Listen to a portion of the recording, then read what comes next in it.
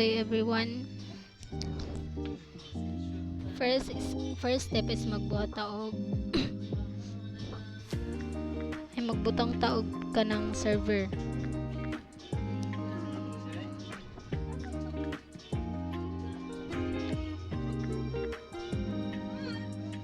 Next is ang router.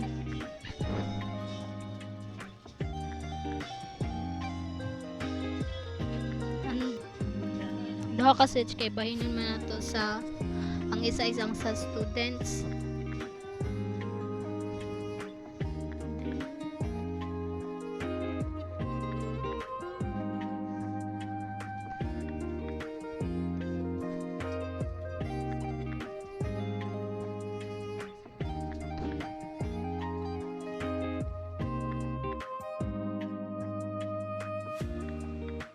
Then ato na siyang i-connect.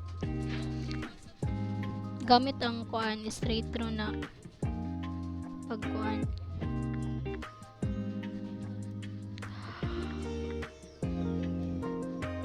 Fast Ethernet set and then PC.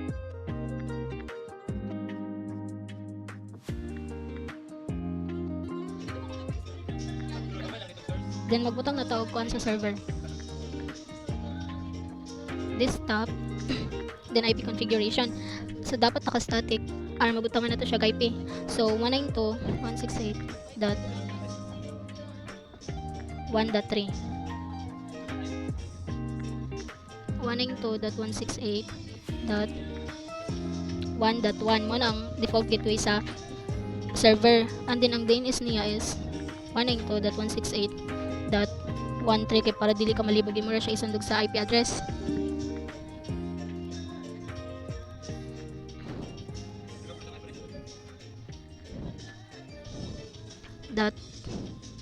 .3. Then sa services DNS dun dapat naka-on name dayon. So ako ang name, then address. So ang address nimo is ang IP sa server. So 192.168.1.3 add nimo and then save. So okay na siya. And then sa HTTP na to, then i-edit nimo ang sa index, delete, then mo ni ako ang code, save, yes,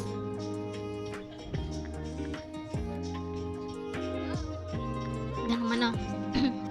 So sa router na pud ka mag-config router config, din magkanhi ka sa gigabit ethernet 0. Din ibutang nimo ang then adto na pud ta sa router kay mag-config gigabit ethernet sa ubos, then 192.168.1.1 tab. Din ang gibutang nato dira is ang kani is gikan ni siya sa server nga gateway niya, then kana router, then pag mo na tog butang ani nila diri i-on na to ni diri, then sa ubos na pod then magbuhat na pud tog ato ang kuan tab on man na. Din ato na pud sa mga PC.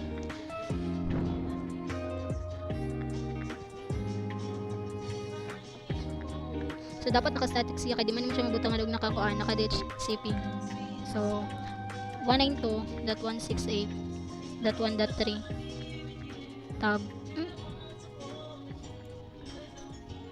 192.168.1.10. Kay sa mga PC naman ang imong gamiton is 10 na. Then tab 192.168.1.1. Kaya ang kana diha sa kuan nato na default gateway na sa ano ba yun? Sa server. na muna atong sundugon. Kay dapat man ang kani nga section diri is naka-connect sa server. So, balik na to. So, sakto din ang DNS server niya is mo tong 192.168.3. Mo po ni siya ang sa server.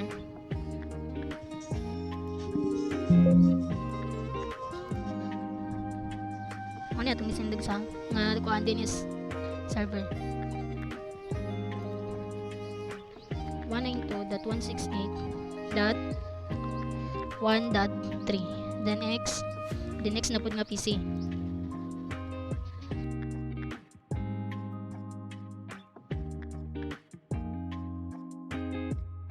Then diri sa Pikas, kay dapat nga kani siya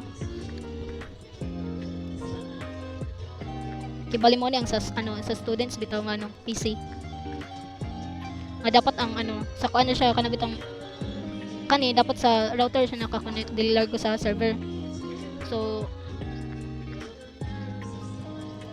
di ba ang sa router dire kay sa router man siya naka-connect di ba? So ang atong sundon nga IP niya is kaning 2.1. Di ba to? Sa to na ta mag-start. So PC ang kani nga PC desktop IP configuration, then magbutang ta, so dapat naka-static gyapon. So magbutang ta og 192.168.2.10. So to na ta mag-start. Then maura gyapon 192.168.2.1. 2.1 na kamo mo tatong sundugon nga default gateway sa router. Then 192.168.1.1 ay 3. Kay din sa server magyapon natong gamitan. And then human na sa Pikas PC na pod. Sa Pikas is mura gihapon sa dapat desktop IP configuration. Lahi na po siya sa 192.168.2.12 ay 11 kay 10 man sa Pikas. Tab nimo siya din mura gihapon 192.168.2.1 tab 192.168.1.3. Tinato na siyang ika ng iping. Gamit atong pangalan or bitaw. Like kaning atong gigamit.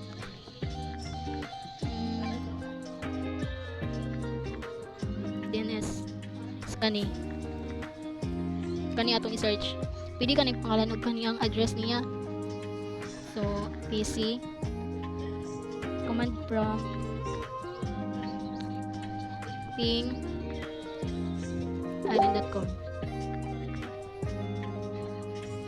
So ni-reply siya. And then isa pod ko tong pangalan ay ang kuan niya address or ang IP. .1.3 then mo reply.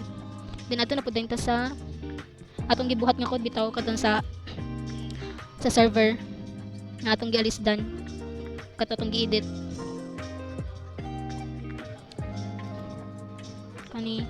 Kani diri. Then desktop PC biskan asang then web browser. So ato nang i-search ang name. So muna ni igawas na siya. So testing na to. So done. Thank you for listening and thank you for watching.